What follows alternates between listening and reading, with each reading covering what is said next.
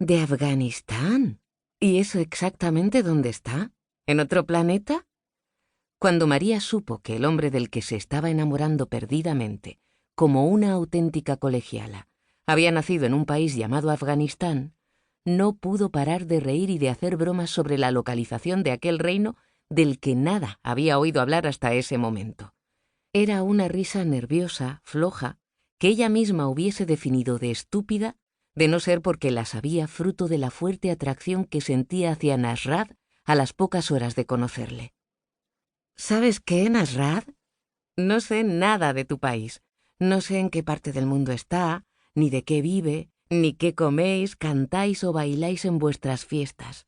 Pero no me importa nada. De hecho, me gusta, porque tú me gustas mucho, y no necesito saber más. María no mentía. Era una mujer joven, de 18 años, deseosa de conocer el mundo y de abrirse a él, inquieta por vivir la vida, ansiosa por conocer gente, pero completamente alejada de la realidad que albergaba ese mundo que tanto codiciaba conocer. No dedicaba un minuto a ver los noticiarios de televisión ni a leer los periódicos, ni tampoco escuchaba las noticias de la radio, donde podía haber encontrado cómo el nombre de Afganistán aparecía siempre seguido de una estela de muerte, de guerra y de horror.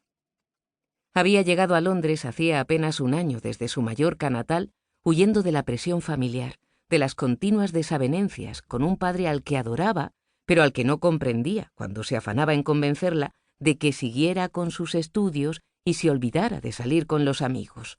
Los consejos de su padre, viudo desde que María cumplió los 2 años, eran interpretados a su entender como regañinas injustas y desproporcionadas. Atrás quedaba una época adolescente de excesos, de malas compañías y de extraños comportamientos. En Mallorca quedaba su familia, ante la que se mostraba impaciente por demostrar algún día que ella era capaz de vivir por sus propios medios, que no necesitaba ayuda de nadie y que su recién estrenada mayoría de edad le daba el derecho, que siempre había anhelado, para poder decidir dónde, cómo y con quién ir por la vida. María no había tenido tiempo de escuchar las estremecedoras historias de las mujeres en Afganistán, cómo morían a diario apedreadas por no haberse tapado el rostro lo suficiente, cómo encontraban la muerte en cualquier esquina de la ciudad por haber salido de casa sin la compañía de un varón.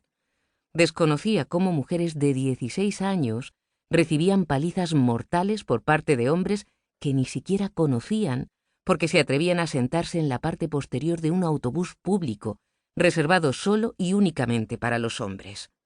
No era consciente de cómo mujeres como ella podían encontrar la muerte en la calle al cometer la osadía de llevar un libro entre las manos o por hacer un comentario en mitad de una conversación mantenida entre hombres. Tampoco conocía cómo las niñas de 6 y 7 años eran dadas en matrimonio por sus propias familias a hombres de 40 y 50 años mayores que ellas a cambio de una irrisoria cantidad económica. Nada sabía de lapidaciones, violaciones, ejecuciones públicas, aniquilaciones, torturas, mutilaciones sexuales, castigos físicos, vejaciones. La ignorancia y el desconocimiento abonaban la desgracia y el dolor de lo que en Afganistán sucedía y sigue sucediendo. Nada conocía María sobre Afganistán, y quizá por eso seguía sonriendo, sin desviar su mirada de los ojos negros de Nasrad, mientras cogía con las manos la taza del primer café que había compartido con aquel hombre del que no quería separarse, a pesar de que hacía un par de días que se habían conocido. Había sucedido en las oficinas de la empresa de trabajo temporal en la que ambos estaban contratados. Ella trabajaba en esos momentos en una fábrica empaquetando relojes para su posterior venta en los aviones, aunque antes había estado empleada en una fábrica de carne de cerdo y en otra de compra y venta de bombones. Atrás habían quedado sus primeros meses de estancia en Londres, durante los que se puso a trabajar en casas particulares, limpiando y cuidando niños a la vez que aprendía inglés, una formación que intensificaba por las tardes acudiendo a una escuela de idiomas. Había ido aquella mañana a las oficinas de su empresa porque algo en su contrato no coincidía con las condiciones establecidas.